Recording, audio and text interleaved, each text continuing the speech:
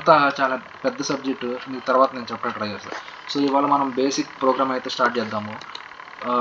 So నేనైతే ఒక NO తీసుకున్నాను. ఫస్ట్ దీనికి ఒక పేరు ఇద్దాం, ఈ కమెంట్ ఇద్దాం నెట్వర్క్కి. సో ఈ నెట్వర్క్కి మనం నేను ఇచ్చే పేరు ప్రస్తుతానికి అండర్ గేట్ రాస్తుంది, లాజిక్ గేట్స్ రాద్దాము.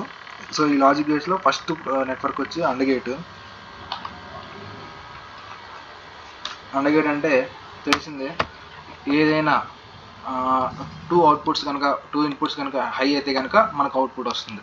సో నేను దానికి 2 ఎన్ఓస్ తీసుకున్నా. సో ఇది హై అండి, ఇది కూడా హై ఉంటేనే మనకి ఇక్కడ అవుట్పుట్ వస్తుంది. సో ఒక అవుట్పుట్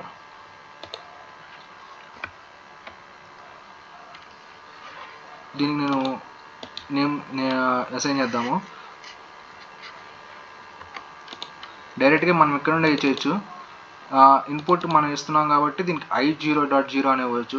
లేదా ఇక్కడ మనకి ఇంకొక ఆప్షన్ ఉంది, పిఎల్సి ట్యాగ్స్ అని ఉన్నాయి. షో ఆల్ ట్యాగ్స్ అని చూపిస్తుంది, అంటే ఇక్కడ అన్ని ట్యాగ్స్ చూపిస్తాను అనమాట.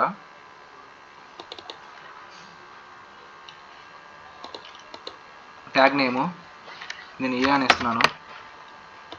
Tag table default tag table. ఇది ఏంటి, డేటా టైప్ ఏంటి, బులియనా, ఇంటిగ్రలా, ఇంకోటి అనేది మనకు రండి రాసుకోవాలి.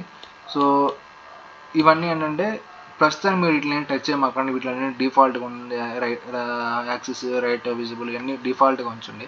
వీటిని మీరు ఏం టచ్ చేయడానికి ట్రై చేయొద్దు. సో ఇప్పుడు నేనేంటంటే నెక్స్ట్ ఇది ఇక్కడ ఇచ్చాను కదా, ఇక్కడ నేను ఏ అని ఇచ్చాను. ఈ ఏ అనేది నాకు ఇక్కడ కావాలి. నేను ఇక్కడ ఏ అని ప్రెస్ చేస్తే ఒకసారి మీరు చూడండి, డైరెక్ట్ అది ఇక్కడ వచ్చేస్తుంది. దాన్ని ఐఓ లిస్ట్ అంటారు. మనం ఐఓ లిస్ట్ అనేది ఇక్కడ ట్రై చేయాలి. సో ఇక్కడ నేను ఐ అని ప్రెస్ చేశాను, దాన్ని i0.0 అని వచ్చేసింది. సో నేను సేమ్ మళ్ళీ అదే ఓపెన్ చేయడానికి ట్రై చేస్తాను. చూడండి ఒకసారి, ఒక్క నిమిషం.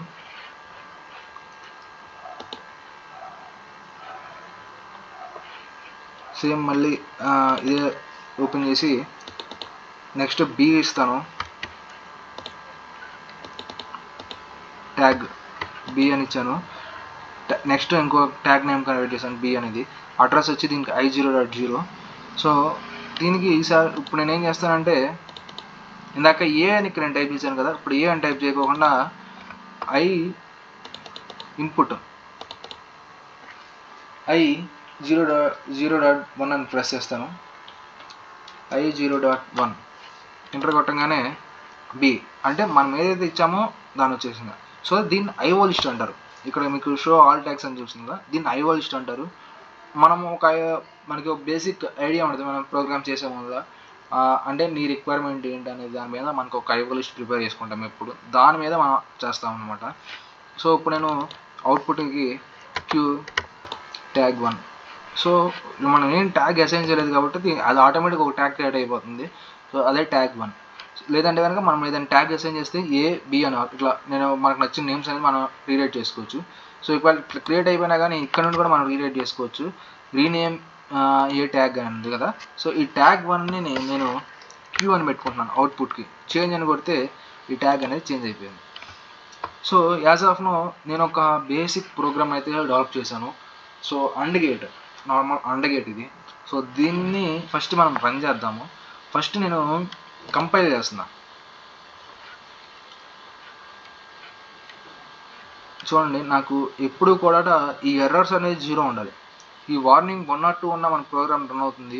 కానీ ఈ ఎర్రర్స్ అనేది కనుక మనకి ఏదైనా ఎక్కడైనా ఎర్రర్ కనిపిస్తే కనుక మనకి ఈ ప్రోగ్రామ్ అనేది రన్ అవుతుంది. 100% ఈ ఎర్రర్ అనేది 0 ఉండాలి. సో నాకు ఎర్రర్స్ అనేది 0 ఉన్నాయి.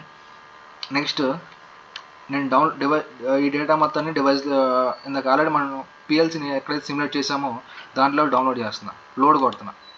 సో మనం చేసిన ప్రోగ్రామ్ని పిఎల్సీలోకి లోడ్ చేస్తున్నాను. ఫస్ట్ నేను పిఎల్సీలోకి మనం చేసిన ప్రోగ్రామ్ అనేది లోడ్ అయింది. Loading completed, errors 0, warning 0. నా ఇప్పుడు నేనేం చేస్తున్నానంటే కనుక సిమ్యులేటర్ ఆల్రెడీ మన ఇక్కడ